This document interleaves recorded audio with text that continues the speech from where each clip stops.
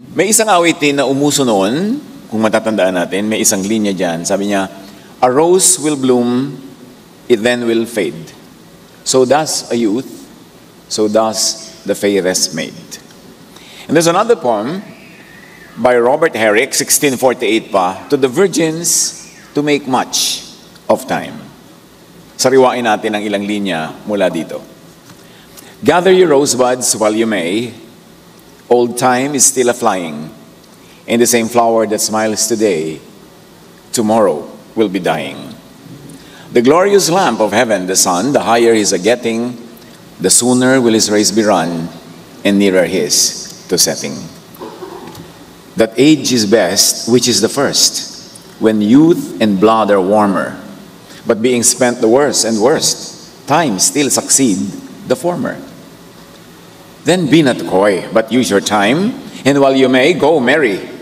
For having lost but once your prime, you may forever tarry. At narito naman ang pangahas na kunwari ay translation, interpretation ng inyong abang lingkod sa kabataan para sulitin ang panahon. Pitasin na ang talulot hanggat maaga pa.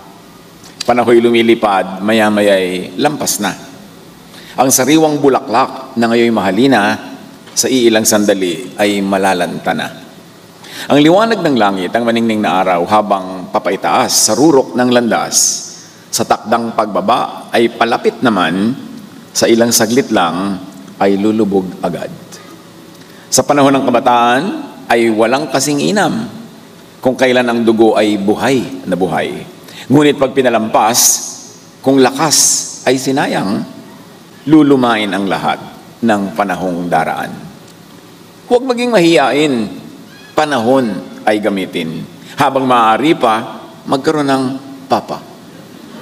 Pag yung kabataan ay lumipas na, baka habang buhay ay manghinayang ka. Bago gumurang. O kaya kahit medyo gurang na. Panginoon, salamat po sa panahon na inyong ibinibigay sa amin.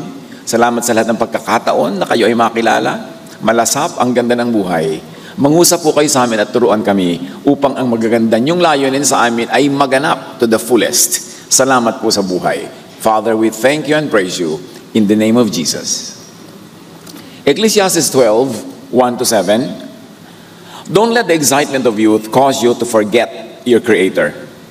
Honor Him in your youth before you grow old and say, life is not pleasant anymore. Alalahanin mo ang iyong manlilikha sa panahon ng iyong kabataan bago dumating ang mga araw at taon na puno ng kaguluhan, panahong hindi mo na madama ang tamis ng mabuhay. Now, these lines are often read and interpreted as panakot sa mga kabataan and all others against the enjoyment of youthful life. But I think baligtad, or at least mayroong kabaligtaran pang pagbasa dito na ang sinasabi naman sa pag-alala mo sa Panginoon, tiyakin mo that you will enjoy life that God gives you. Hindi yung sa pag-alala mo sa Panginoon, matakot ka, huwag ka mabuhay, maging over-careful ka dyan, wala kang gagawin. Kundi, alalahanin mo, binigyan ka ng Panginoon ng buhay, lalo ng kabataan at lakas, para hindi ito sayangin. So let's read this as don't let the excitement of youth cause you to forget your Creator's intentions and will for you in your earthly life. Don't let youth cloud your understanding of God's reason for giving, for lending you earthly life. Kung gusto nating i-extend, dagdagan pa ang pagbasa nito, don't let the teachings of Pharisaic religiosity confuse you on God's reason for giving you earthly life. How to live your life according to the Creator's will. Pag kasi sinabing alalahanin mo ang Diyos sa iyong kabataan, ipinapanakot ng marami na huwag ka mag-enjoy, kailangan super behave ka lang. Although of course, hindi naman masama mag-super behave. Pero laging nagagamit na panakot. Parang mag-tease ka na lang, mag-play very safe. Pero kung babasahin mo rin na ang kabataan ay bigay ng Diyos at sa pag-alala mo sa Kanya, i-honor mo siya sa maganda niyang intention, therefore dapat enjoyin mo yung kabataan. At hindi lang yan, pati ang yung buong buhay, of course, within limits. Pero dapat i-maximize mo ang pleasure, maximize ang happiness, minimize pain, and wow, sa ulo ng iba, do the most good. Yan naman ang sinasabi ng Ecclesiastes. So honor the Creator's intentions in your youth while you are young and strong, enthusiastic, zestful, and energetic, while you are willing and able to live to the fullest. So, know what earthly life, know what youthful energy and ability is for. Bakit ba tayo pinahiram ng buhay ng may kapal? Bakit tayo pinahiram ng lakas? And bakit most of the time, ay talaga namang malakas tayo, liban na lang kung talagang ang tanda na natin at malapit na tayong humarap sa Panginoon, o kaya nagkaroon tayo ng makaramdaman. But generally speaking, malakas ang tao. Bakit? Para saan? The intention for human life, according to the Creator, is very important. Not only to know, but also to live by. Genesis 1:26-30, sinabi ng Diyos, ngayon likhayin natin ang tao ayon sa ating larawan, ayon sa ating wangis. Sila ang mamamahala sa mga isda at sa mga ibon, sa himpapawid, at sa lahat ng hayop. So, humans were to be rulers. Yan ang intention. Manage creation, supervise it, rule over it, take care of it. Genesis 1:27-30, nilalangan ng Diyos ang tao ayon sa kanyang larawan. So yung essence ng Diyos ay ibinigay sa atin, natural yun ba ay para tayo palungkutin? Di ba? Para tayo pasayahin. Para ba tayo kawawain? No, para tayo mahalin. Created in God's image. Therefore, if we remember that, we will always remember how to conduct life. At sila'y pinagpala niya. Sinabi niya, magpakarami kayo at punuin ninyo ng inyong mga anak ang buong daigdig at kayo ang mamahala dito. So ang tao, to begin with, ay blessed. And take note, malaya from the beginning, to be fertile, to have offspring, to fill the earth with offspring. At alam ng Diyos ang kanyang ginagawa at ipinapagawa. Now, what is the intention for human life according to Jesus naman, the Son of the Father?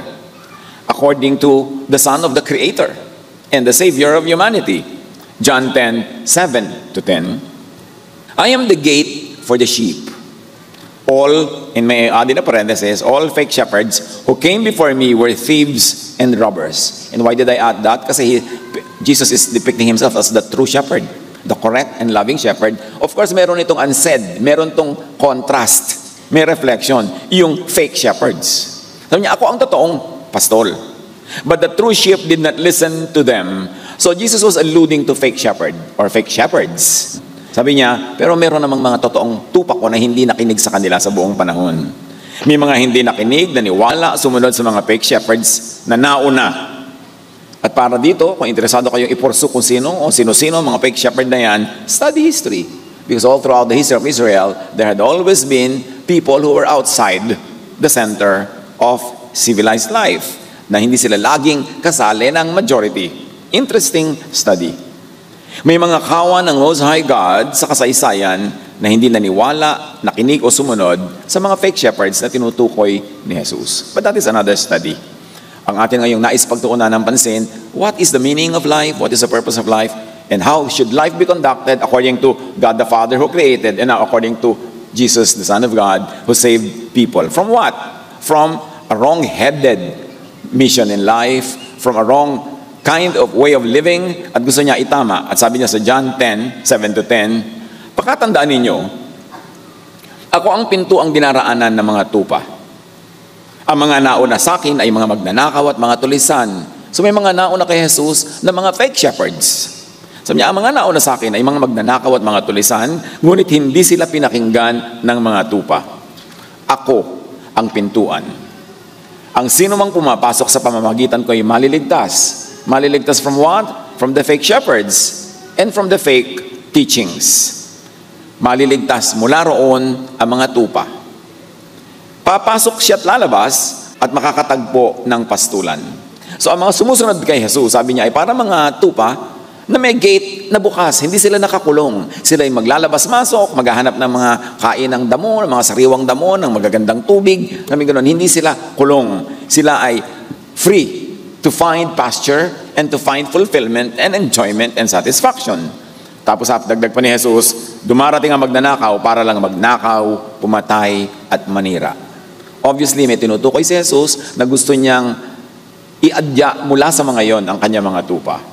Doon sa mga magnanakaw, pumapatay at naninira lamang. Sino at sino-sino ang mga ito marapat na lubos pang pag-aralan para maiwasan? Naparito ako, sabi ni Jesus, upang ang mga tupa ay magkaroon ng buhay, buhay na masaganang lubos. At nandun yung key ng pag-unawa kung ano ang ibig ni Jesus para sa ating buhay. Hindi lang basta mabuhay, kundi buhay na buhay, masagana, lubos, ganap, fulfilled. Bakit ito yung dinidiin? Sapagkat maraming religious teachings sa kabaligtaran nun ang ipinopromote. Yung buhay na matamlay, buhay na gutom, buhay na hikahos, pagod, sikil na sikil, sakal na sakal, controlled na controlled. Pero sabi ni Lord, no, I came that you might have life and have it abundantly, have it to the full. So pag sinabing full, may reference. Ano yung mga dapat mong sukatin na mapuno at mabusog? Yun yung mga natural, normal na mga kailangan at ibig ng tao na hindi naman talaga labag sa kalooban ng Diyos. Jesus came to save people from slavery and imprisonment, from deprivation. Jesus' good and loving intention is for earthly human life to be full, rich, satisfying, and to lead to eternally, eventually. That means be saved from the fake shepherds, from thieves, robbers, killers, murderers, and destroyers of life. To be free and enjoy a rich and satisfying life. That is Jesusness. John 6:51, ako nga ang tinapay, sabi ni Jesus, na nagbibigay buhay na bumaba mula sa langit. Bakit kailangan siyang bumaba? Kasi walang makaing tinapay na nagbibigay buhay ang mga tao. Sila ay inaagaw nitong mga sinasabi niyang thieves and robbers and murderers. Mabubuhay magpakailanman ang sinumang kumain ng tinapay na ito. At ang tinapay na ibibigay ko upang mabuhay ang sanlibutan ay ang aking laman. Natural, metaphor yan, talinghaga. Ibig sabihin ang aking essence, ang aking katuruan, ang aking espiritu, ang aking mga diwa na magpapalaya, bubuhay at magbibigay ng kahulugan. Yan ang buhay na tinapay na ipapakain ko sa mga tao. Hindi katulad ng mga kinakain ng marami na ibinibigay lang ng mga fake shepherds na hindi naman talaga nakakabuhay, nakakamatay pa.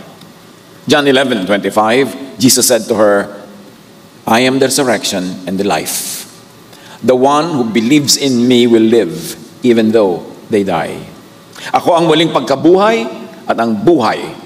Ang sino mang sumasampalataya sa akin kahit mamatay ay muling mabubuhay. Loaded ang teaching na ito ni Jesus na para magkaroon ng buhay na muli pagkamatay ng iyong katawan, para magkaroon ng buhay na walang hanggan, ay manalig ka sa Kanya.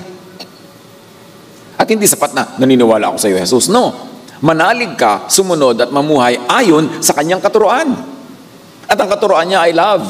The love of the Father, the grace of the Father, na pag naniwala kang mahal ka ng Diyos through Jesus, na ikaw ay kinukupkop, pinapatawad, binubuo, nililinis ng Ama sa pamamagitan ng ginawa ni Jesus para sa iyo, ikaw ay magkakaroon ng buhay na walang hanggan. At sabi ni Jesus, do you believe this? Naniniwala ka ba? Iba naman yung sabi mong naniniwala ako sa talagang ipamuhay mo yung paniniwala na yun.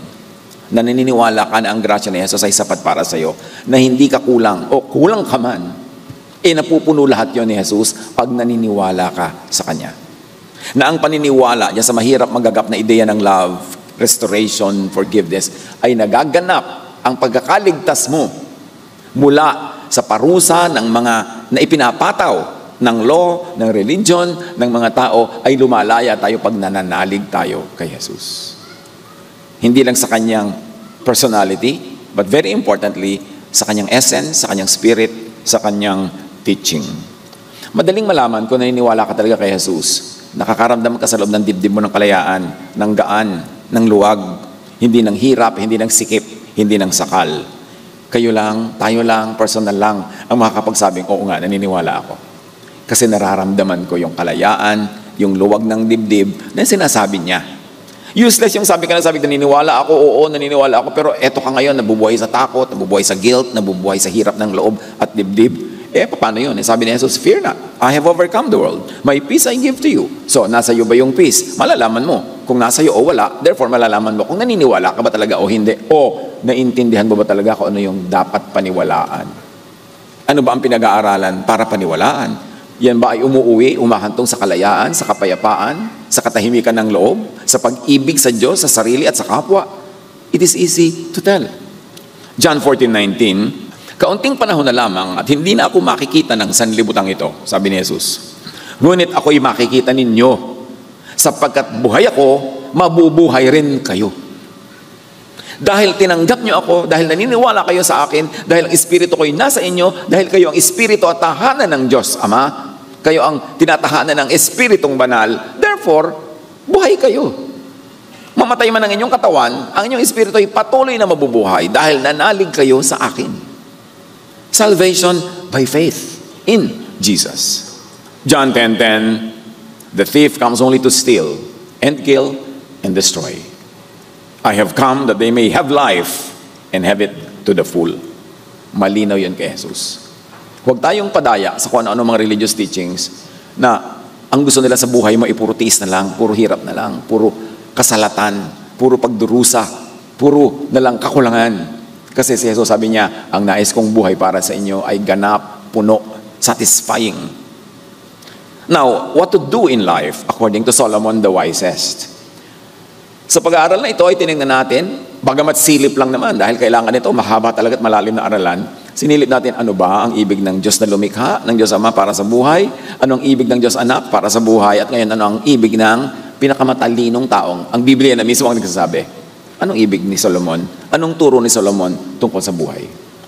Ecclesiastes 2:3, I tried cheering myself with wine and embracing folly. My mind still guiding me with wisdom. I wanted to see what was good for people to do under the heavens under the few days of their lives. Sa katalinuhan ni Solomon, na of course dinidemonize ng napakaraming conservative, sabi niya, sinubukan ko ang lahat para malaman ko kung ano nga ba talaga ang lahat ng pwedeng gawin, malasap, magawa sa napakaikling buhay na ito. So dapat ma-maximize ang panahon. So ako mismo ay nag-experiment. Marami akong sinubok, hindi lang para magwala, kundi para malaman ko yon at para rin maibahagi ko sa inyo ang aking mga matutuklasan. So Solomon was demonized by so many. Kasi nga, marami siyang ginawa na out of the box. Pero yun ay dahil hinahanap niya ang kahulugan ng buhay, hindi dahil gusto niyang sirain ang kanyang buhay. Ecclesiastes 3:12, I know that there is nothing better for people to be happy and to do good while they live. Isa yan sa mga natuklasan ni Solomon. Walang pinakamabuti sa tao kundi magpakaligaya at gawin ang pinakamabuti habang siya ay nabubuhay. So remember, hindi lang magpakaligaya na magpakasama, kundi magpakaligaya na magpakabuti, magkakambal. Kasi napakaraming kaligayahan sa pagiging mabuti. Hindi lang naman pagiging masama, sa pagiging masama nahahanap ang kaligayahan. Kaya mga iba, dinidemonize yung kaligayahan kasi ine-equate nila sa kasamaan. Ang dami-daming kaligayahan na nasa kabutihan. In fact, ang mga totoong kaligayahan ay sa kabutihan matatagpuan. Kasi yung mga fake na kaligayahan na nakikita at nakukuha sa kasamaan, may bawi, malakas, at mabagsik ang bawi nun, lalo sa budhi. Kaya hindi yung totoong kaligayahan. Dapat i-equate natin, lalo tayong mga nananalig sa Panginoong Diyos at kay Jesus, na ang tunay na kaligayahan ay doon sa hindi masama, kundi sa mabuti. At hindi masamang maghanap ng kaligayahan. Jesus said, I want you to have a full, meaningful life. Ecclesiastes 11:8, however many years anyone may live, let them enjoy them all. At marami mga relihiyoso allergic sa word na enjoy. Ang gusto nila, suffer. Pero sabi niya, ni Solomon, gaano man karami ang mga taon na dumating sa buhay mo, gaano man kakonti, gaano kaiksi o kahaba ang iyong buhay, enjoyan mo lahat. Sikapit mong enjoyan. Find enjoyment at all times, kahit sa biglang tingin, hindi naman enjoyable yung situation, humanap ka, magbungkal ka ng ma-enjoy sa isang hindi enjoyable situation para hindi masayang yung panahon. May mapala kang nakabubuti para sa'yo.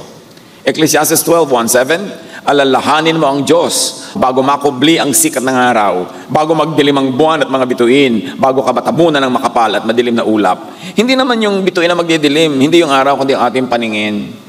Bago ka magkakatarak, bago magdilim at matabunan ka ng mga makakapal na ulap ng katarak.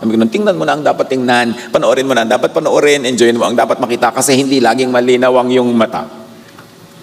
Remember your Creator bago lumabo ang mga mata. Remember to enjoy life as the Creator intended. Tingnan na ang mga dapat makita. Lasapin ang mga pwedeng lasapin na hindi masama, kundi mabuti. At i-redefine ko ano ba ang masama, kasi sobra tayong na condition na pasamain ang lahat kahit hindi naman. Although meron namang totoong masama. Pero hindi lahat ng tinatawag nila na masama ay masama nga. Na condition na lang tayo, na allergic na tayo, na mag-enjoy sa buhay dahil tayo sobrang kinondisyon to glorify suffering, to glorify sacrifice. Psalm 143 verse 5, I remember the days of long ago. I meditate on all your works and consider what your hands had done. So hanapin ang ganda ng buhay. Hanapin ang ganda ng kalikasan, ang ganda ng daigdig, dahil Diyos ang may gawa niyan. Huwag magpadaya sa mga negative thinkers. Huwag magpadaya sa mga mahilig lang manakot at matakot. Hanapin ang maganda, ang mabuti, ang totoo, dahil yan ay galing sa Diyos. Ecclesiastes 12:3. Remember Him, or remember His intention before your legs, the guards of your house start to tremble, and before your shoulders, the strong men stoop. Ang gaganda ng mga metaphor, mga talinghaga, mga symbolisms ang ginamit dito ni Solomon. Remember your Creator bago umuga ang mga tuhod. Or kahit umuuga na, pero mas magandang before, para mas maraming mapakinabang sa matibay na tuhod. Remember your Creator bago humina ang mga paa at binti, bago humina at humukot ang mga balikat, at ang mga astig ay manlambot. Celebrate life na. Hindi remember, matakot ka bago ka humina, kundi remember, mag-enjoy ka bago ka humina, kasi Diyos ang nagbigay sa'yo ng buhay. Yan ang gusto para sa'yo ni Jesus. At yan ay tinuturo ni Solomon. Pag sinabing remember, hindi dapat panakot. Although, kung minsan may panakot effect din yun kung remember, para huwag kang magpabuso, huwag kang gumawa ng masama. Pero remember din na ang ganda ng intention para sa'yo. Huwag mong sayangin. Lakarin, puntahan ang mga dapat na at ibig lakarin, lakaran at puntahan bago manginig ang tuhod. At kung nanginginig ang tuhod, edi mag-wheelchair. Kung nanginig ang gulong ng wheelchair, palitan ang gulong. Huwag kang sumuko habang buhay. Yung iba naman kasi, kung matanda na kayo, mag-stay home na lang kayo. Hihiga na lang ako dito hanggang ako mamatay, ganun. Dahil may edad na ako. Yun nga may edad na ako, kaya dapat ako maglalakad dahil meron pa akong nalalabing panahon. Hindi yung kung matanda ka na, hihiga na. Buksan mo na yung nicho, papasok na ako dahil may tanda na ako Ganun ba yun? Baligtad. Remember, may nalalabi pa, kahit hindi na ganun karami, lasapin. At syempre, kung matatanda na yung mga manghihina na ang tuhod, gustong mamasyal, mga anak, bigyan ng budget ang nanay o ang tatay para ma-enjoy niya yon. Bakit pumapalak pa kayo dyan? Bigyan ng budget.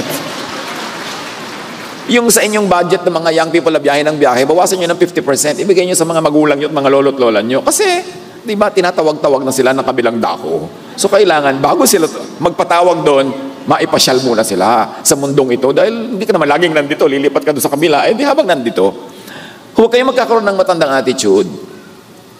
Yung, matanda ka na, ba't ganyan ang damit mo? Yun nga, matanda na ako, kailangan namang magbabataan ako dito para ma-extend ng konti yung aking youthful mood.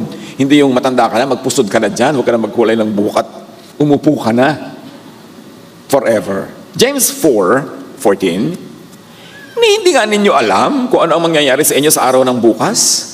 Ang buhay niyo ay parang usok lamang, sandaling lumilitaw at agad nawawala. Hindi yun panakot, hindi yun pa-negative thinking, hindi yun palungkot, panggising yun sa atin. Habang may buhay ka, at lalo kung may lakas ka pa, samantalahin mo yan. Hindi ka inilagay ng Diyos sa mundong ito para pagdusahin, kundi para pasayahin. Hindi ka inilagay dito para pahirapan, kundi ipalasap sa iyo ang ganda ng buhay. Kaya remember your Creator. And what will you remember about your Creator? That your Creator is loving, caring, that your Creator is considerate, na mahal ka niya at gusto ka niyang masarapan sa buhay habang gumagawa ka ng mabuti at tama. Ecclesiastes 8:7, walang makakapagsabi kung ano ang maaaring mangyari at kung paano ito magaganap. Hindi mo hawak ang buhay. Hindi natin alam. So, ang mabuti pa, habang may pagkakataon, remember your Creator. That your Creator wants you well. That your Creator wants you happy. That your Creator wants you fulfilled. Habang pwede, habang kaya, go. Ecclesiastes 12, alalahanin mo siya bago mabungi ang iyong mga ngipin at bago lumabo ang iyong mga mata. Salamat na lang sa technology, ang lahat ng mga nega na to nagiging positive, basta tama ang gawa ng mga scientist. Na-e-extend ang linaw ng mata, na-e-extend ang tibay ng ngipin, napapalitan pa nga ng iba yung ngipin nila, nagmumukhang perlas. So, maraming technology at hindi yun masama, basta hindi mo ninanakaw at hindi nakakasama sa iyong basic health, kailangang i-extend yung youth. Because knowledge is a gift from God. At kung magagamit yan para pagandahin ang buhay, di pakinabangan. Remember your Creator bago umuga, malaglag at mabungi ang mga ngipin, bago mapagod at tumigil nguya ang mga ngipin, bago mawala ng panglasa at ganang kumain. Pag ang tao may gana, hayaan yung kumain o pakainin kasi hindi naman laging may gana ang tao Pero yung may gana ka, tapos meron kang pagkain, nagkasabay, celebrate life. Kasi hindi lahat ng may pagkain ay may gana. At hindi lahat ng may gana ay may pagkain. Nagkasabay yun, don't demonize. May mga tao nasa piyastahan, ang daming kinakain. Uy, diet. Ngayon lang ako nakakain diet pa. Yung puro, pag nag-enjoy ka, papaalalahanan ka ng mga killjoy, itong mga health guru. Yung iniinom mo, kinakain mo, nilulunok mo, kinukwenta, binibilang-bilang. Magkwenta ka sa sarili mo, pakialam ng kapwa. Magandang mag-remind paminsan-minsan, pero when people are enjoying, huwag kang biglang killjoy kasi hindi mo alam kung anong pinagdaanan nun. Buti ka nabuhay pa yun mula kahapon at nakarating to today ng buhay. Tapos ngayon nagse-celebrate, ginaganyan-ganyan mo. Hindi naman natin alam kung anong pinagdadaanan ng bawat isa Hindi natin alam kung ba't ang lakas-lakas niyan tumawa, tapos naiinis ka agad.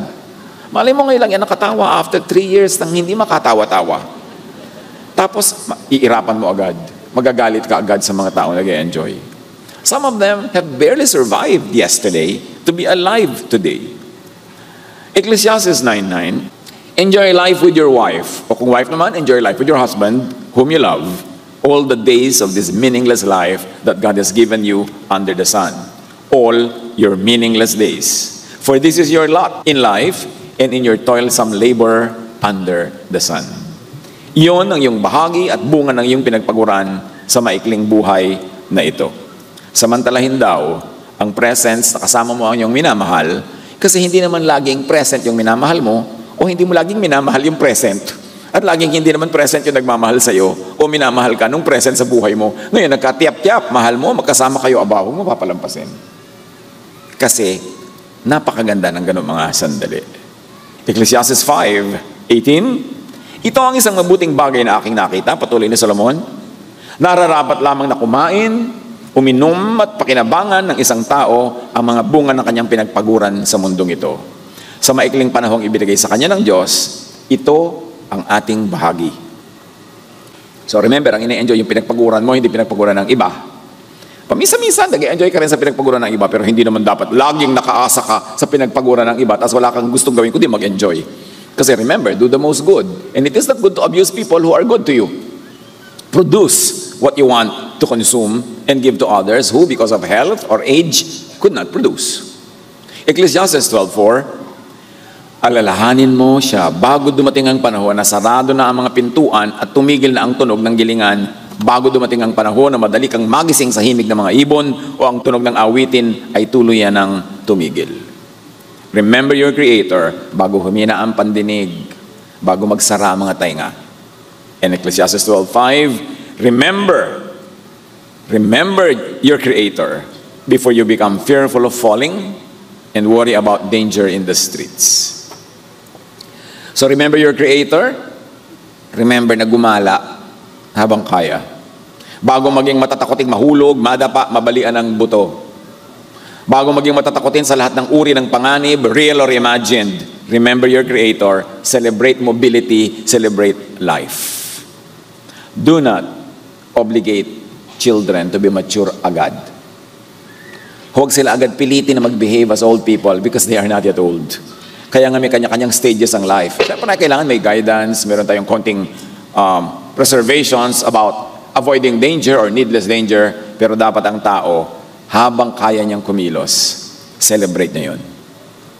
Job 33:19-20, or someone may be chastened on a bed of pain with constant distress in their bones, so that their body finds food repulsive and their soul loathes the choicest meal. Pwede ito dumating ang panahon na para kang iginapo sa iyong higaan dahil hindi ka makabangon at ikaw'y pinahihirapan ng sari-saring sakit. At kahit ang pagkain para sa iyo ay isang napakalaking pagdurusang gawin, mahirap ngumuya, mahirap lumunok, sabi ganon, remember, nangyayari ang ganong panahon. So habang wala yon, kumain ka, mag-enjoy ka. O kaya pag-enjoyan mo ang kapwa. Kasi dumadating din yun.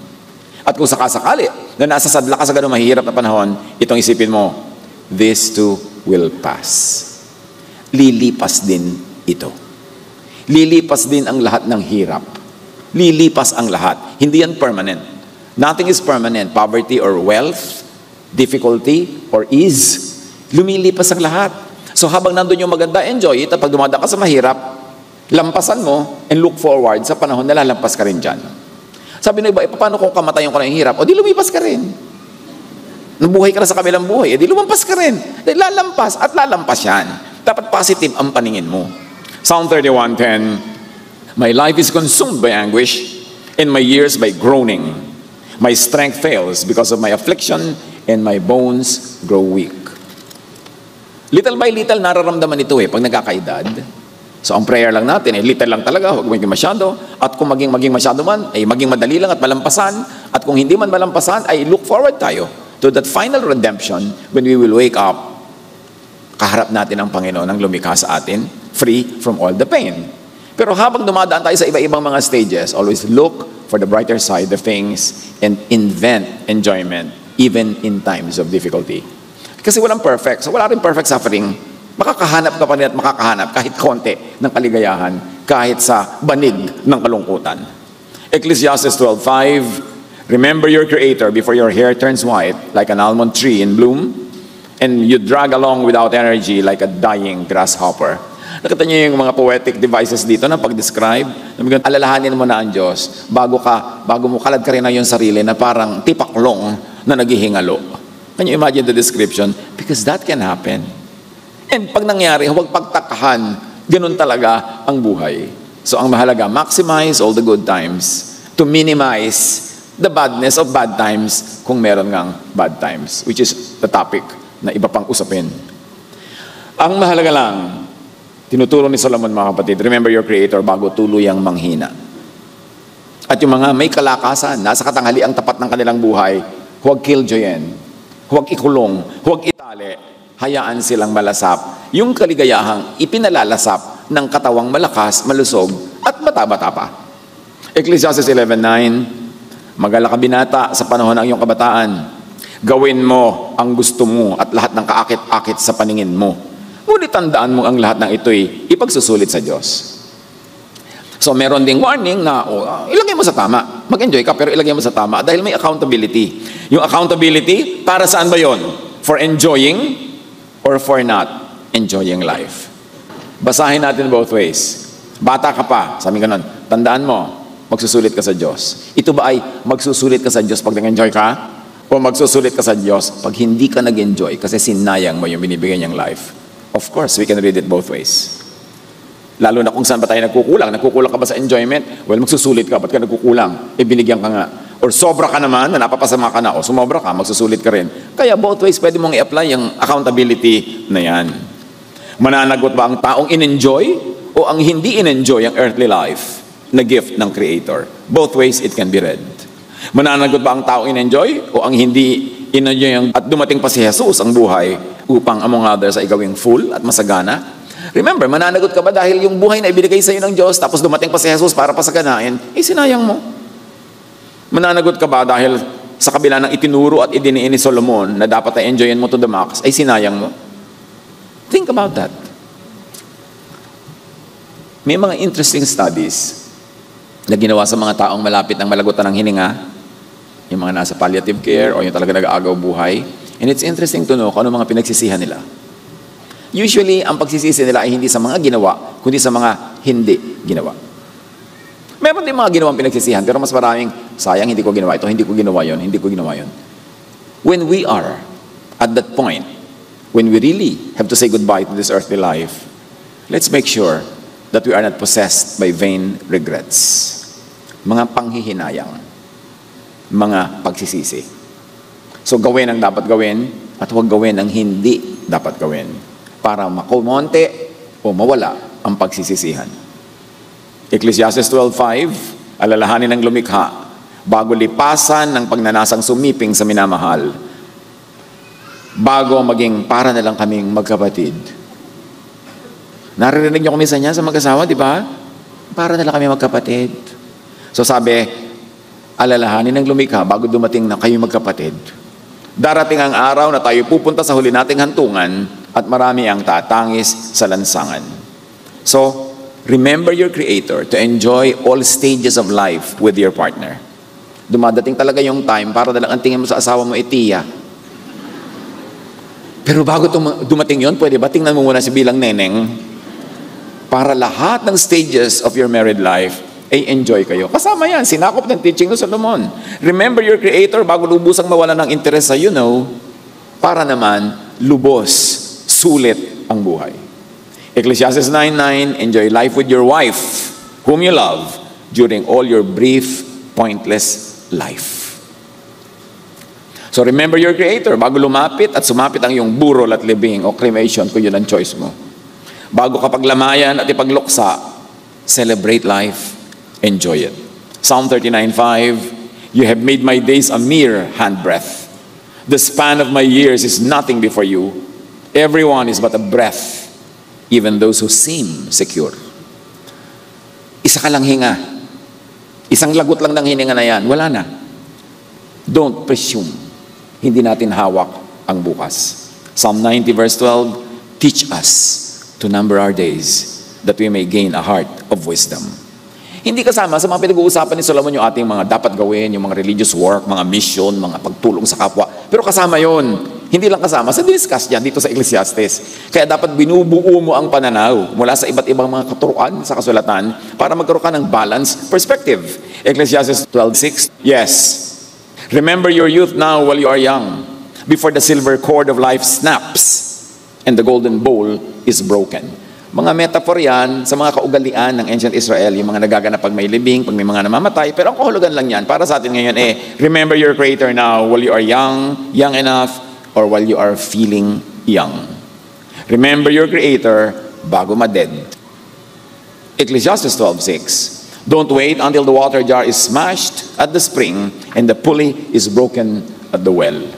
Huwag maghintay hanggang mahuli ang lahat to live life to the fullest. Huwag padaya sa Pharisaic religiosity that rob you and steal life from you. Kailangan mapalaya ka ng Jesusness that wants to give you life and to give it to the full. Ecclesiastes 12:7, for then the dust will return to the earth and the spirit will return to God who gave it. Alalahanin mo siya bago manumbalik sa alabok ang ating katawang lupa at ang ating hininga ay magbalik sa Diyos na may bigay nito.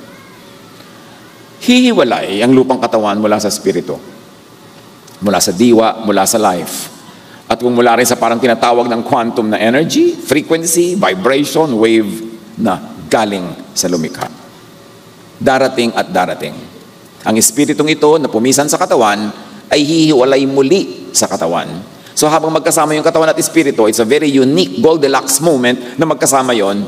Then, honor the intentions of the Creator, the intentions of Jesus the Son, and the teachings of Solomon. Do not forget to enjoy life to the fullest, while doing good and while doing what God wants done.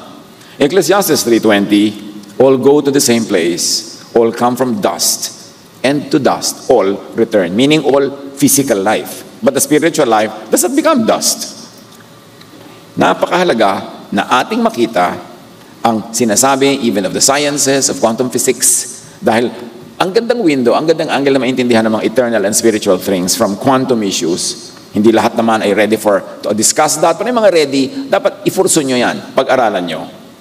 So, mahalaga, dito lang sa earthly life, magkasama ang lupang katawan at ang espiritu. Iba na sa kabilang buhay. Hindi laging magkasama ang katawan at ang espiritu. Do not think of eternal life as just like earthly life, transferring literally and physically to some heavenly venue. Ang lagi kasing laman ng ating isip, pag lumipat tayo sa kabilang buhay, dala din natin lahat itong mga abastos ng buhay na ito. Lumipat lang tayo sa ibang lugar, pero lahat the same din. No. Matthew 22:30, at the resurrection, people will neither marry nor be given in marriage. They will be like the angels in heaven. Ang tanong kasi ng iba, paano po kung 7 ang naging asawa ng isang tao sa lupa? Sino asawa niya sa langit? Sabi ni Jesus, hindi naman ganun eh. Iba na doon. Magiging tulad kayo ng mga anghel, so hindi na kayo mag-aasawa. Hindi na issue kung sino pa. So marami yung naging partner dito, magiging partner doon. Ang ibig sabihin lang, iba na doon. Huwag niyong asahan na lahat ng narito exactly, inilipat niyo lang. So paano yung dati niyong kaaway niya naman. Yung dati niyong mga takot niyo pa rin. Sabi, hindi, iba na. And the metaphor of marriage and remarriage in eternity is just that. A metaphor. Sabi, you will be like the angels. Kung ano man yung angels, ibig sabihin, ganun tayo magiging. Sa muling pagkabuhay, ang mga tao hindi na mag-aasawa. Sila ay magiging tulad ng mga anghel sa langit. Iba na. Mga detalye nun, hindi natin alam. Huwag na lang nating paghirapang alamin. Alam naman ng Diyos, o di Diyos na ang bahala. Alam mo ba kung saan galing ang espiritu mo? O hindi mo alam, di ba? Ang Diyos ang nakakaalam. So kung saan yan pupunta, yung mga detalye doon, nasa kamay na rin ng Diyos. Ang atupagin mo yung ngayon. Kasi yung ngayon, alam mo, nakikita mo, at meron kang lakas at kapangyarihan para pagganapin ang dapat maganap dito sa nakikita at nalalaman mo. Dito lang sa earthly life, may chance to live and enjoy earthiness. Wala na sa kabila. Job 33:28. God has delivered me from going down to the pit, and I shall live to enjoy the light of life. Sabi niya, iniligtas ako ng Diyos mula sa kamatayan now. So extend ang buhay ko. So anong gagawin ko? I shall live to enjoy the light of life. Kasi hindi pa ako patay, so mabubuhay ako. Buti na lang, hindi pa ako namatay. Binigyan pa ako ng Diyos ng extension. At habang may extension, ano nga atupagin ko? I will live life to enjoy. Kaya ako binigyan ng Diyos ng extension. Psalm 39:13. Look away from me, that I may enjoy life again before I depart and am no more. Huwag niyo naman po ako pag-initan. Hayaan niyo akong mabuhay habang buhay pa ako. Kesa naman dumating yung panahon na wala na ako at wala na makakaalala pa sa akin. Huwag na akong kagalitan upang muling makalasap kahit konting kasiyahan bago malang mamayapat makalimutan ng lahat. So Job was aware of that. Darating ang panahon, mamamaya pa ako, malilimutan ng lahat. Pero habang wala pa yon, nandito pa ako, please, let me enjoy. Let me have a full life. Huwag padaya sa Pharisaic, legalistic, ascetic religiosity that condemns the body which the Creator made, that condemns physical needs and wants built in by the Creator. Colossians 2:16, therefore, do not let anyone judge you by what you eat or drink. Huwag na kayong magpapasakop pa sa anumang alituntunin tungkol sa pagkain o inumin at iba pa mga religious na usapin na bumabawas sa inyong ligaya, na pumipigil sa inyo para magkaroon ng full and abundant life. Romans 14:1-4, tanggapin ninyo ang mahihina sa kanilang paniniwala at huwag makipagtalo sa kanya tungkol sa kanyang kuro-kuro. O di ba yan ang ginagawa ng mga relihiyoso, minuto, oras-oras, magtalo-talo. Kung magalit sila sa isa, akala mo silang lahat magkakampi nagkakasundo nga sa lahat ng bagay, pero pag sila na rin, magkakagulo na rin at magkakanya ng pagtatalo-talo. Sabi, huwag nga kayong ganyan. Huwag nang makipagtalo sa kanyang kuro-kuro. Hayaan siya. Everyone has an opinion. Everyone has a belief. Everyone has his application. Sino ang makapagsasabing siya ang tama at yung kapwa niya ang mali? Sino ang makakapagsabi yung kapwa niya ang tama at siya ang mali? Lahat naman na nagke-claim na tama sila, mayroong pang-support. Pagka naman yung sinisiraan nila, may pang-support ninyo sa kanyang sariling paniniwala. Kaya sabi, tanggapin na lang ninyo ang mahihina ang mga paniniwala o kakaiba sa inyong paniniwala at huwag makipagtalo sa kanya tungkol sa kanyang kuro-kuro. Kumbaga, para tumahimik ang buhay. Huwag padaya sa Pharisaic, legalistic, ascetic religiosity that glorifies physical deprivation, want, sacrifice, and suffering. Yung magtiis ka sa langit na bumawi. Bakit naman? Paano ko babawi sa langit? Iba naman ang sistema doon. Tsaka ba't kailangan ko sa langit pa? Hindi pa pwede dito. Kaya nga ako inilagay dito para ma-enjoy ko yung dito. Why not now? Basta hindi mo ipinapahamak ang yung espiritu at ang espiritu ng iba. Hindi yan pinalusot, pinalampas at kinonsinti ni Jesus. Yan ganyan mga takbo ng isip na magtiis ka na lang, magdusa ka. Matthew 6:16-17 is a very interesting read. Basahin nyo yan. Luke 10:7, sabi ni Jesus, kainin nyo at inumin ang anumang ihain sa inyo. Huwag yung binubusisi mo pa, sa binili to, sa palengke, ano ba to, itong animal na to, pwede ko ba itong kainin or not? Sabi ni Jesus, kainin nyo kung anong hinain sa inyo. Even Paul teaches that. Pag pumunta ka sa bahay ng may bahay, naghain, sa iyong konsyensya, gusto mong kainin yun, pwede mong kainin yun. Huwag ka na magtanong dyan at gumawa ng problema. Matthew 11:19, nakita naman nila ang anak ng tao na kumakain at umiinom. At ang sabi naman nila, tingnan ninyo ang taong ito, matakaw, lasenggo, at kaibigan ng mga maniningil ng buwis. Pintas siya ng mga Pharisees kay Jesus. Kaibigan daw ng makasalanan. But true godliness is proven by goodness, by good works, not by food or drink or company. This is what we learn from Jesus. Nakihalubilo siya, nakisama sa mga taong itinuturing na hamak at marumi ng mga religious people. John 2:7-9. Sinabi ni Jesus sa mga tumutulong doon, punuin nyo ng tubig ang mga banga. Ito ay kasalan. Naubos na ng alak, konti lang, maliit ang budget na ikinasal. So nagkakasayahan ng mga tao, di biglang uwian na kasi wala ng wine. Pinuno nga nila ang mga banga na halos mag-umapaw. Pagkatapos sinabi niya, kumuha kayo ng kaunti at dalhin ninyo sa namamahala ng handaan. Dinalhan nga nila ang namamahala at tinikman nito ang tubig na naging alak. Maganda ang kahulugan nito. Ang kauna-unahang himala ni Jesus was to make wine from water. Many religious conservatives will think, ano yan? Bakit wine pa? Sa dami-dami ng mahihimala. Pero ang tunay na gusto ng himalang ito ay palawigin, pahabain, extend the merriment of these people who otherwise have to do tedious manual labor every day of their lives. Bihira sila makakain ng masarap, bihira sila magkaroon ng pahinga, bihira sila magsaya, makainom ng masasarap na alak na kasabay ng mga pagkain, ganyan ang kaugalian sa Middle East, sa Mediterranean countries, na kumain sila kasabay ang kanilang masasarap na mga alak, na sila ay magkasiyahan. So si Jesus extended the merriment by making wine from water. It is a metaphor and a keynote to the ministry of Jesus. Sabi niya, I came that they might have life and have it to the full. Huwag padaya sa Pharisaic religiosity that demonizes pleasure and the human pursuit of satisfaction. Makinig kay Jesus. I came that they might have life and have it to the full. Siyempre, hindi lang physically or materially. Have it to the full emotionally, spiritually. But how can you have a full emotional life when you live in fear? When you're always being made guilty? When you're always being condemned and judged and shunned? How can you have a full emotional life and a full spiritual life when you live in fear?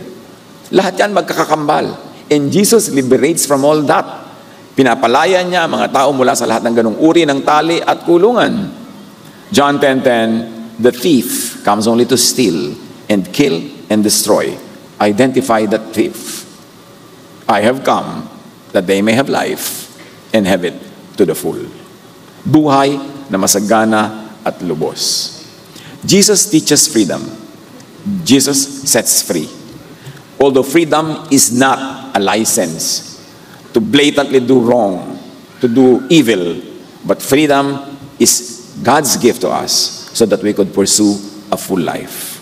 Be free in Jesus. Set others free, especially those who are under your influence, so that in this short life, every one of us will have the best shot to have a good life, a life that is abundant, pleasant, and godly.